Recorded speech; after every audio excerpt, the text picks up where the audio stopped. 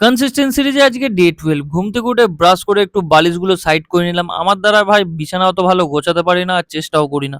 সকালবেলা একটু ইয়োগা করে ড্রাই ফ্রুটস খেতে খেতে বাচ্চাদের ঘুরিয়ে আমি অফিসে চলে গেলাম। পার্সেল এখন ২-১ দিন একটু কম পড়ছে। অফিসের কাজ মিটিয়ে সকালবেলা পেট ভোজন করে নিলাম ডালিয়া আর ডিম পোচ দিয়ে। তারপরে আমি বেরিয়ে গেছিলাম কাজে। এখন যে পাড়াতেই যাচ্ছি এত বড় বড় পোস্টার ব্যানার ঝুলছে, মনে হচ্ছে আমাদের এখানেই ওয়ার্ল্ড কাপ হচ্ছে। কাজ শেষ করে বাড়ি চলে এসেছিলাম। বাড়ি এসে গাড়িটাকে একটু পরিষ্কার করলাম। কয়েকদিন ধরে গাড়িটাকে একদম যত্ন নেওয়া হচ্ছে না। গাড়ি পরিষ্কার করে নিজে একটু পরিষ্কার হয়ে কিছুক্ষণ পরে আমি জিমে চলে গেছিলাম। আজ শোল্ডারে ওয়ার্কআউট করব। কয়েকদিন ধরে শোল্ডারটা নিয়ে একটু ভুগছি, তবে হালকা ওয়ার্কআউট করব। তার জন্য কিছু মোবিলিটি এক্সারসাইজ করার পরে আমি ওয়ার্কআউট শুরু করেছিলাম। প্রথমেই ওভারহেড শোল্ডার প্রেস করেছিলাম ৪ সেট, প্রত্যেকটাতে ওয়েট ইনক্রিজ করেছিলাম। ল্যাটারাল রেজেস করেছিলাম ৩ সেট, এর ওয়েট বাড়াইনি আমি।